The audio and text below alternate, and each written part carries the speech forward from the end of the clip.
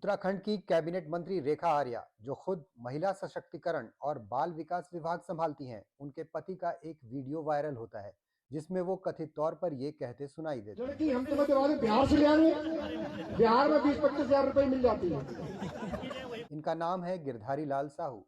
गिरधारी यानी भगवान कृष्ण, वो भगवान कृष्ण जिन्होंने चीर हरण करते कौरवों से द्रौपदी को बचाया था। यहाँ एक बहरूपिया बेटियों को खरीदने की बात करता है और जब इसकी बीमार सोच सामने आती है तब सफाई में खुद को बेटियों का अभिभावक बताता है। मेरे संबोधन को तोड़ मरोड़ कर मीडिया में प्रस्तुत किया है।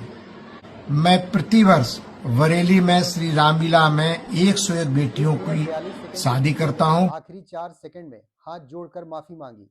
बिहार बीजेपी ने माफी खारिज कर दी और कार्रवाई की मांग की है। वैसे भी सवाल सोच का है।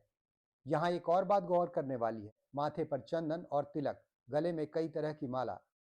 क्या इन्हें लगता है कि बेटियों को लेकर गलत सोच पर धार्मिक चोला पर्दा डाल देता है? उनकी पत्नी और मंत्री रेखा आर्या के फेसबुक अकाउंट पर नजर डालिए। आस्था, गौ सेवा, मानव सेवा की तस्वीरें दिखती हैं और उनके पति महिलाओं को लेकर ऐसे बयान देते हैं। और महिला बाल विकास मंत्री होने के नाते रेखा आर्या की भी कोई जिम्मेदारी है। एक महिला होने के नाते ही सही, उन्हें माँ बेटियों के सम्मान की चिंता होनी चाहिए, लेकिन अपने पति के विवादित बयान पर उन्होंने चुप्पी साध ली। रेखा आर्या की राजनीति भी लंबे समय से चर्चा में रही है। वो कभी कांग्रेस की नेता थी, लेकिन 2016 में फ्लोर टेस्ट के दौरान हरीश रावत के खिलाफ वोट दिया और फिर कांग्रेस से सस्पेंड किए जाने के बाद बीजेपी में शामिल हो गई। इसके बाद वो कई मौकों पर ऐसे बयानों और कदमों को लेकर सुर्खियों में रहीं जिन्हें उनके समर्थक हिंदुत्ववादी छवि की मजबूती बताते हैं, जबकि आलोचक इसे सत्ता में अपनी राजनीतिक जमीन मजबूत करने की कोशिश मानते हैं। इसी क्रम में 2022 का जलाभिषेक आदेश विवाद भी सामने आया, जहां अधिकारियों और आंगनवाड़ी कर्मियों को मंदिर जाकर जलाभिषेक करने और फोटो भेजने का निर्देश दिया गया। मंत्री ने सफाई दी, लेकिन सवाल तब भी उठा, सरकारी पद, निजी आस्था और प्रशासनिक दबाव की सीमा आखिर कहां है? अब इस पूरे विवाद को आज के समय की एक घटना के संदर्भ में देखिए। अंकिता भंडारी केस आज भी उत्तराखंड की राजनीति में एक सुलगता हुआ सवाल है। एक सिक्योरिटी गार्ड की फूल सी बच्ची कुछ पैसा इकट्ठा कर अपना करियर बनाना चाहती थी।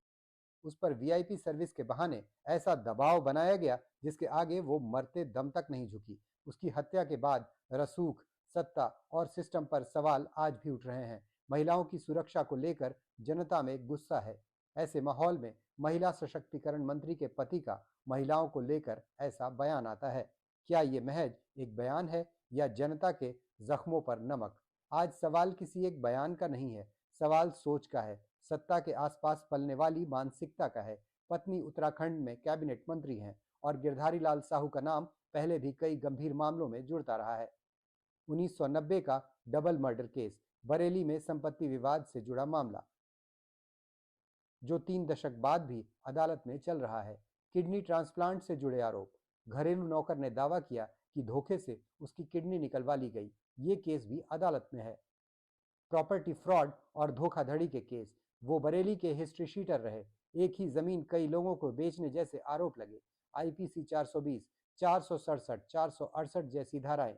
हर मामले का कानूनी पक्ष अलग हो सकता है, लेकिन सवाल बना रहता है, इतने विवाद और हर बार वही नाम क्यों? और ताकत के करीब खड़े इस आदमी ने महिलाओं को कीमत में तौलना शुरू कर दिया है। इसलिए डर ऐसे बयान से नहीं, उस सोच से लगता है जो सत्ता के बेहद करीब पल रही है। आप क्या सोचते हैं? कमेंट में जरूर लिखिए।